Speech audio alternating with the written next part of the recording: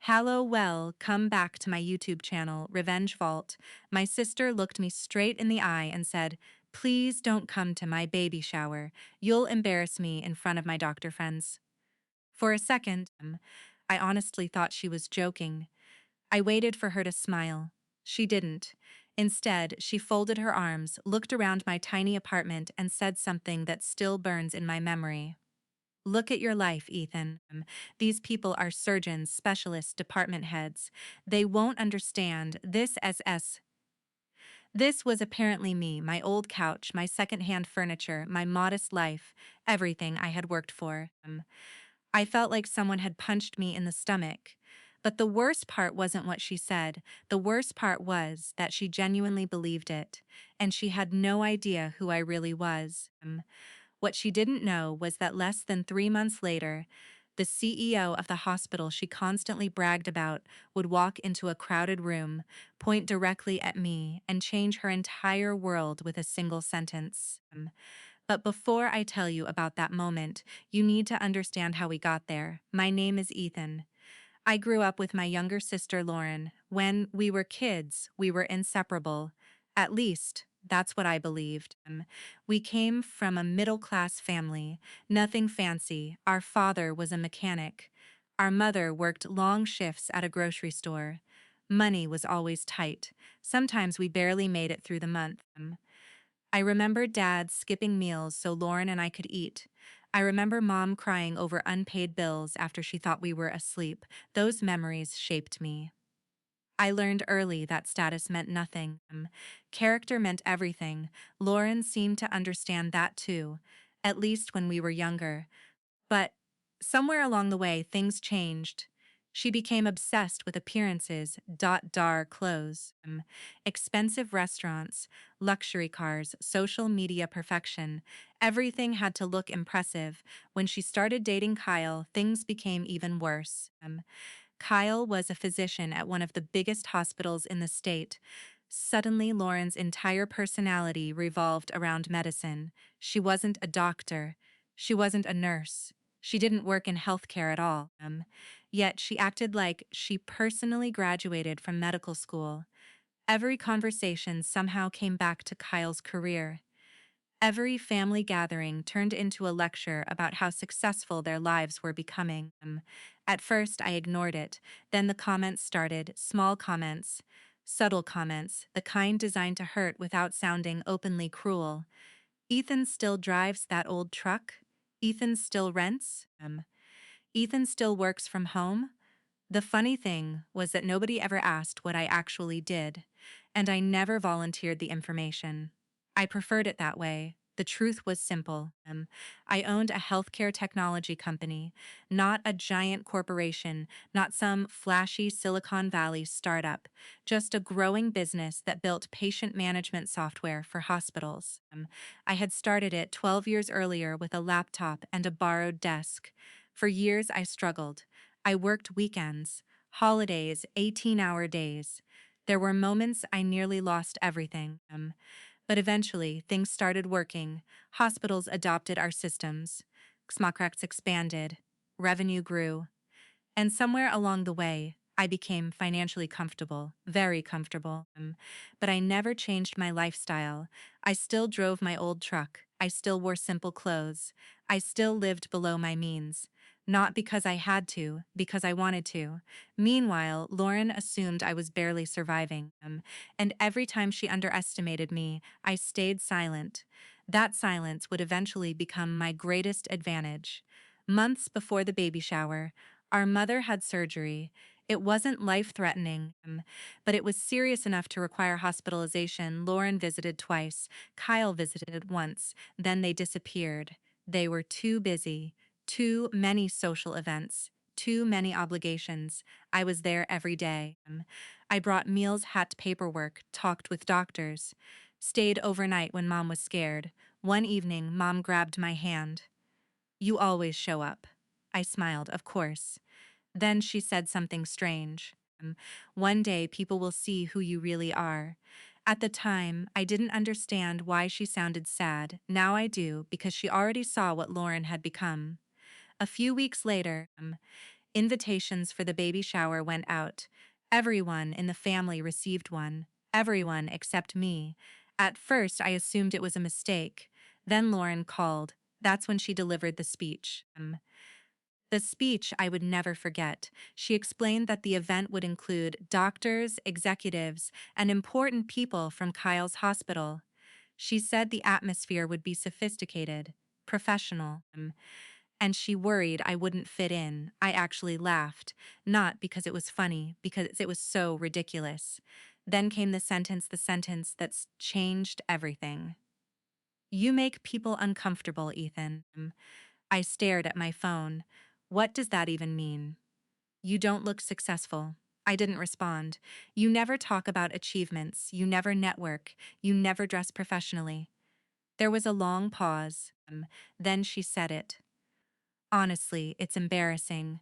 The call ended shortly afterward. I sat alone for nearly an hour, not angry, not yet, mostly disappointed. Because I realized something.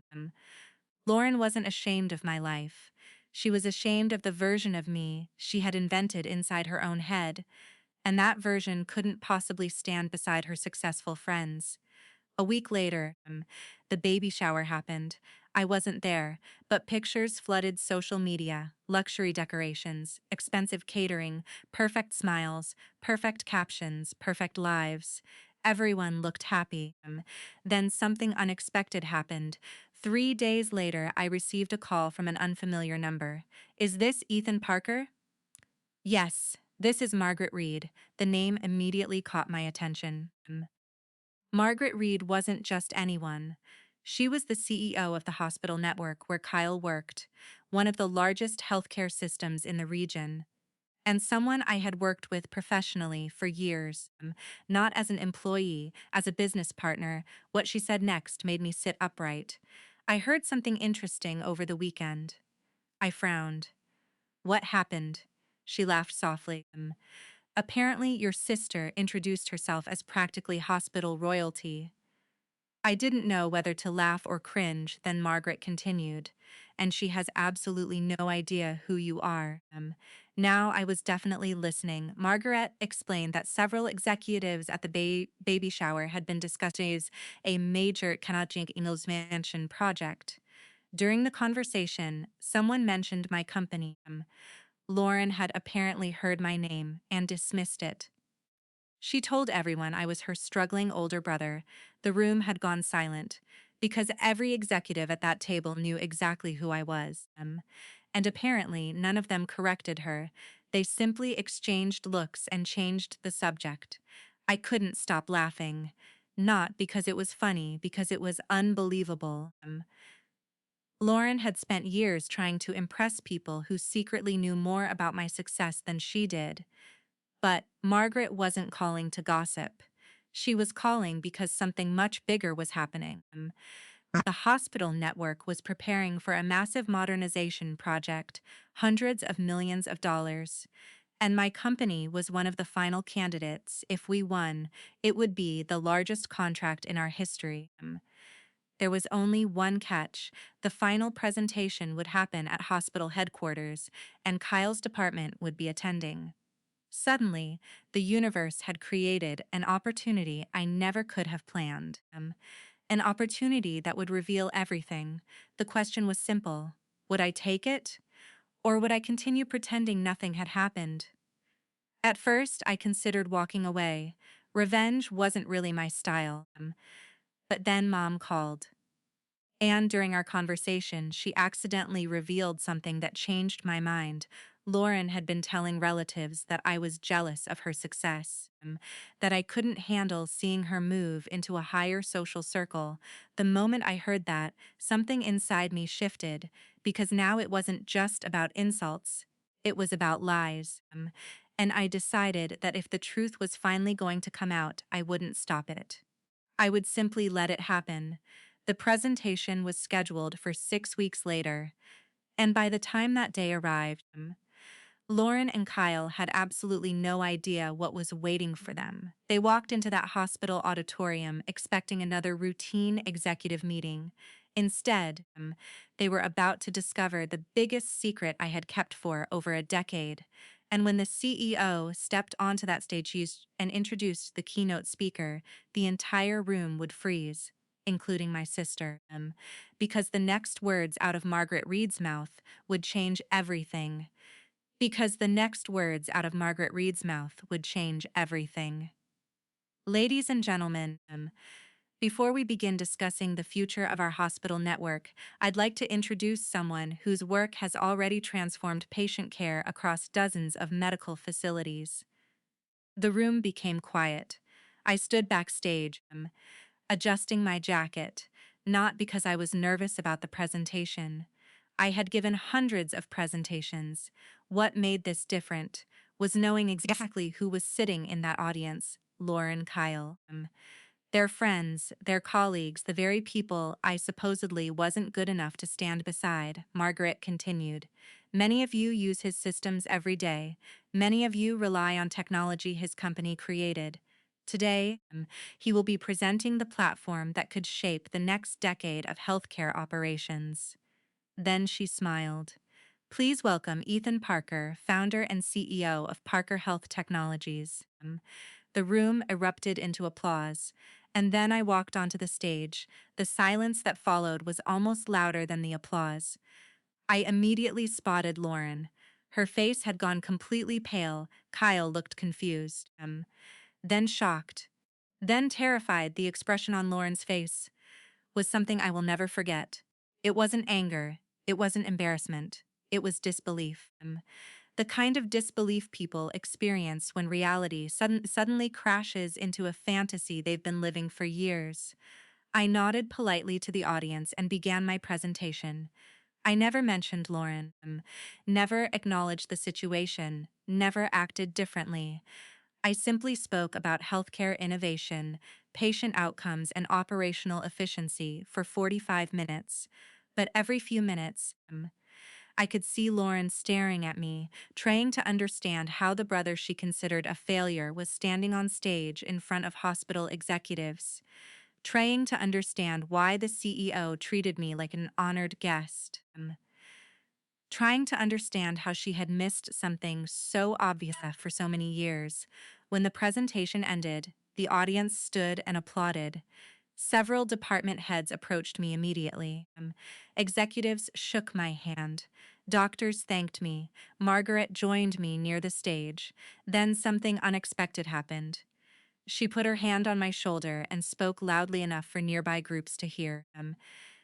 Ethan's company has saved our hospitals millions while improving patient care. We've been working together for years. Years. That single word seemed to hit Lauren harder than everything else. Years, not months. Not recently. Years meaning this wasn't some lucky break. This wasn't a surprise promotion. This wasn't sudden success. I had been successful the entire time she was looking down on me. The entire time she was judging me. The entire time she was trying to exclude me from her life. After the event ended, I packed my laptop and prepared to leave. I wasn't interested in confrontation. I wasn't interested in revenge speeches. The truth had already done all the work. But as I reached the parking garage, I heard someone calling my name. Lauren.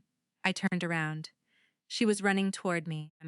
For the first time in years, she looked vulnerable, not confident, not superior, just scared. Ethan, wait.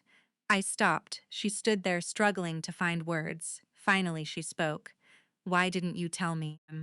I looked at her for a moment. Then I asked a simple question. When exactly should I have told you? She blinked. What? During the conversations where you mocked my truck? Or the ones where you assumed I wasn't successful? Or maybe the day you told me not to attend your baby shower because I would embarrass you? Tears immediately filled her eyes. She looked away, and for a second, I almost felt sorry for her, almost. But then I remembered that she wasn't upset because she had hurt me. She was upset because she had been wrong. There was a difference, a huge difference. I didn't know, she whispered. I nodded. That's true. She stepped closer. I never meant. You meant every word. Her face collapsed because she knew I was right. People say things they don't mean when they're angry. Lauren wasn't angry when she excluded me. She was calm, calculated, certain. She had meant every word, and now she had to live with them. The following weeks became strangely quiet. Family members started hearing the truth. Relatives who had believed Lauren's version of events suddenly realized there was another side to the story. Mom didn't say much, but I could tell she was relieved. Not because of my success, because the lies were finally falling apart.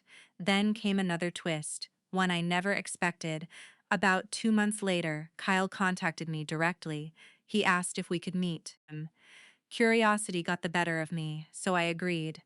We met at a coffee shop. Kyle looked exhausted, older, stressed. The confident doctor I remembered seemed gone. After a few minutes of awkward conversation, he finally got to the point. "We're having problems." I already knew he meant his marriage. I remained silent. Kyle sighed.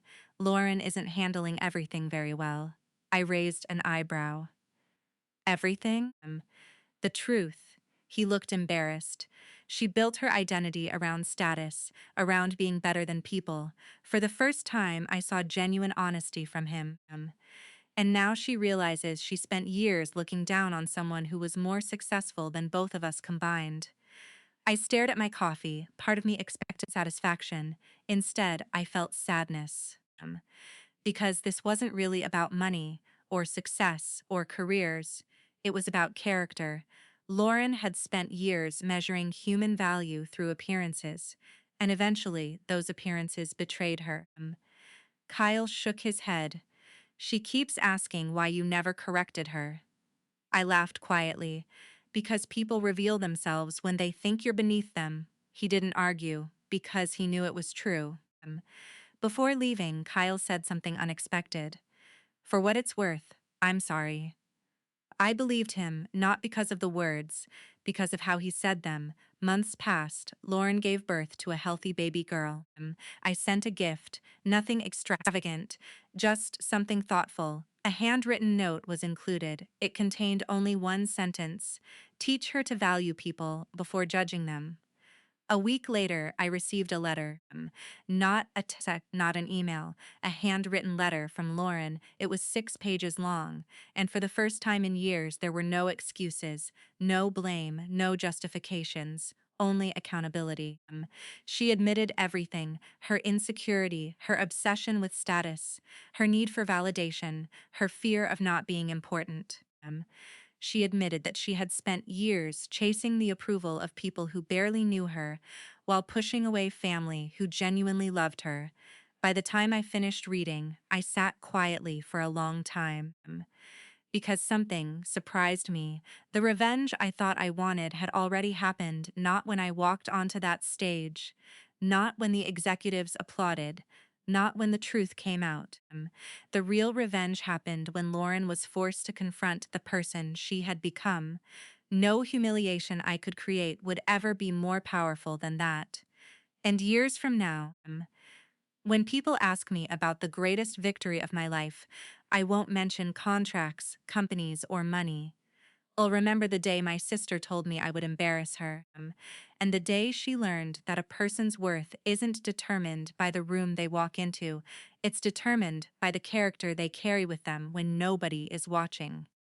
And that's something no title, salary, or social status can ever buy.